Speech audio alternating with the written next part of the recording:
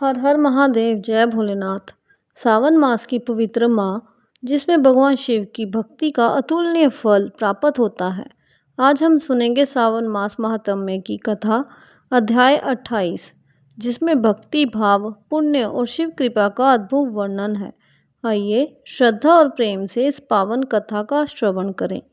इस पावन कथा का श्रवण करने से पहले हम एक छोटी सी कथा का श्रवण करेंगे। नल दमयंती के पूर्व जन्म का वृत्तांत। पूर्व काल में आबू पर्वत के समीप एक आहुक नाम का भील रहता था। उसकी पत्नी का नाम आहूजा था। वह बड़ी पतिव्रता और धर्मशीला थी। वह दंपति बड़े शिव भक्त एवं अतिथि सेवक थे। एक बार भगवान शंकर ने इनकी परीक्षा लेने का विचार किया। वे एक यति का रूप धारण करके संध्या समय आहुक के दरवाजे पर जाकर कहने लगे, भील, तुम्हारा कल्याण हो। मैं आज रात भर यहीं रहना चाहता हूँ।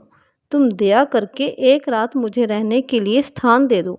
इस पर भील ने कहा, स्वामिन, मेरे पास स्थान बहुत थोड़ा है, उसमें आप कैसे रह सकते हैं। ये सुनकर यति चलने को ही थी कि पत्नी ने पति से कहा, स्वामिन, यति को लौटाइए नहीं, गृहस्थ धर्म का विचार कीजिए। इसलिए आप दोनों तो घर के भीतर रहें। मैं अपनी रक्षा के लिए कुछ बड़े शस्त्रों को लेकर दरवाजे पर बैठी रह जाऊंगी। भील ने सोचा कि ये बात तो ठीक ही कहती है, परंतु इसे बाहर रखकर मेरा घर में रहना ठीक नहीं, क्योंकि ये अबला है।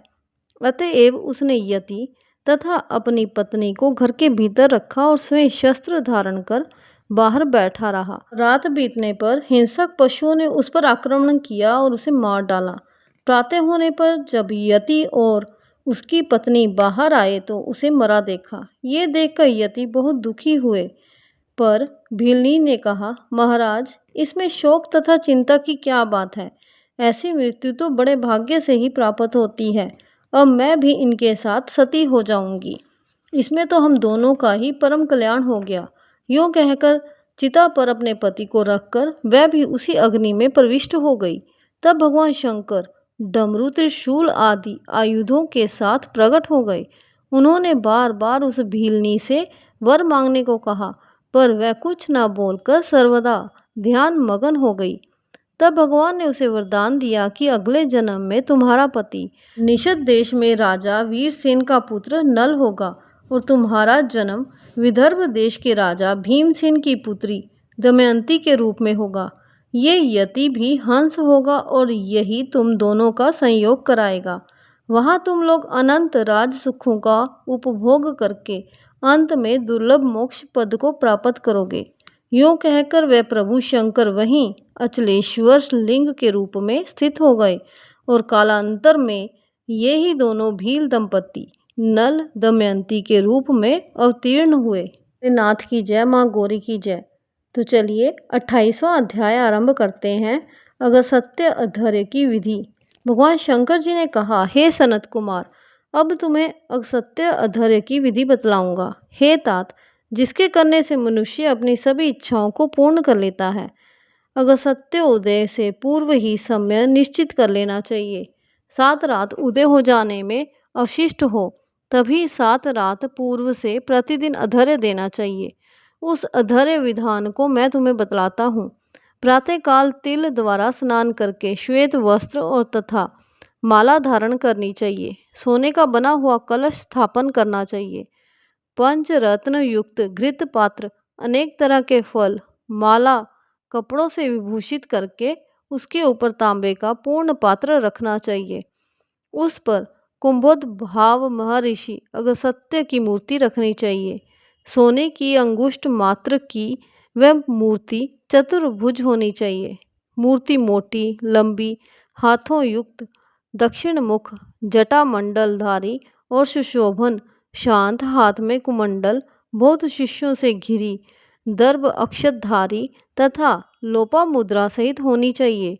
उसमें आवाहन करके गंध पुष्प आदि 16 उपचारों से पूजन करना चाहिए। बहुत विस्तार द्वारा नैवेद्य समर्पण करना चाहिए। भक्ति पूर्वक मन से दध्योदन बलि तथा अधर्य देना चाहिए। उसका विधान सुनो।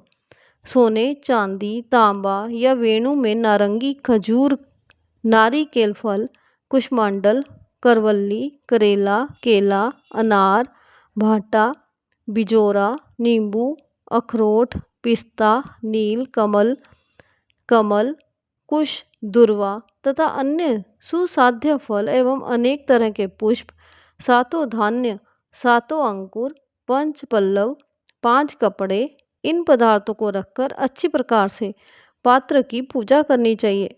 जमीन पर घुटनों के बल बैठकर पात्र को सिर में लगाकर मस्तक को झुकाकर कुंभोद भव मुनि का ध्यान करके श्रद्धा और भक्ति सहित अधर्य देकर कहना चाहिए, काश पुष्प तुल्य वाले वहिन मारुत संभव, हे मित्रा वरुण।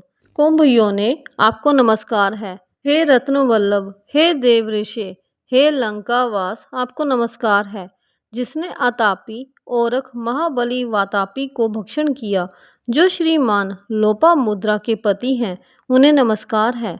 जिसके उदय से पाप विलीन होते हैं, त्रिविध व्याधि त्रिविध पाप नष्ट होते हैं, उनको नित्य नमस्कार है।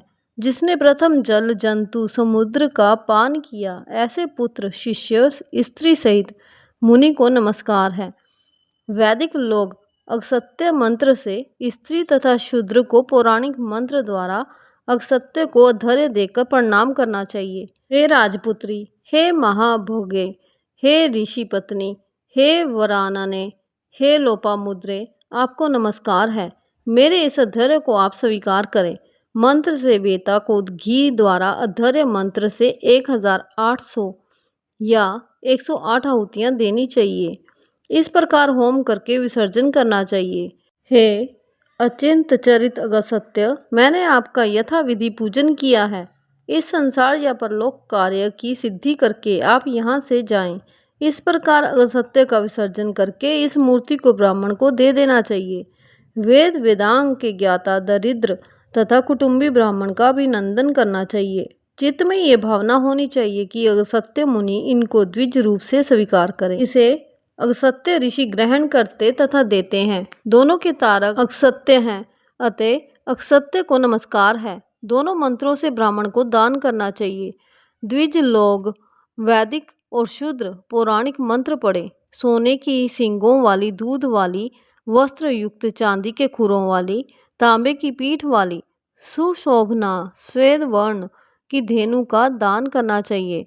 दोहनात्र, कांस्य पात्र, घंटा, वस्त्र युक्त दान दें।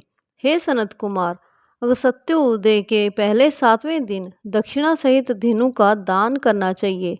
इस प्रकार निष्काम होकर 7 रात अधर्य दान करने से जन्म जन्म का भय मिट जाता है। सकाम रूप हो, आरोग्य समन्वित, चक्रवर्ती होता है। ब्राह्मण 4 वेदों और 6 शास्त्रों का ज्ञाता हो जाता है।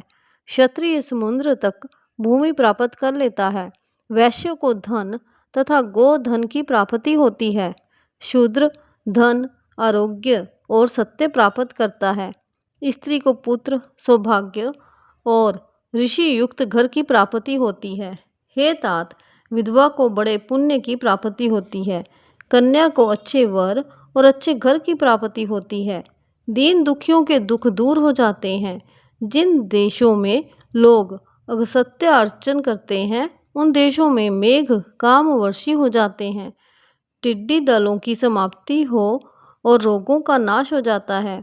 जो अगस्त्य अधर्य का पाठ करते हैं या इसे सुनते हैं, वे सर्व पापों से रहित हो इस संसार में बहुत काल तक सुखपूर्वक जीवन व्यतीत करते हैं और उसके पश्चात हंस युक्त विमान द्वारा स्वर्ग को जाते हैं। जो निष्काम होकर जीवन करते हैं, वे मुक्ति पथ के भागीदार बन जाते हैं। संक्षेप में, श्रावण मास में अध्याय 28 में अगस्त्य ऋषि को धैर्य देने की विधि का वर्णन है, जो कि इस महीने में विशेष महत्व रखती है। श्रावण मास महात्म्य कथा अध्याय 28 संपूर्णम। हर हर महादेव, जय भोलेनाथ। भोलेनाथ माँ गौरी सदा आप सब पर अपनी कृपा बनाए रखे। अगर आपको वीडियो पसंद आए तो लाइक एंड शेयर ज़रूर करें और चैनल को सब्सक्राइब करना ना भूलें। हर हर महादेव, जय भोलेनाथ।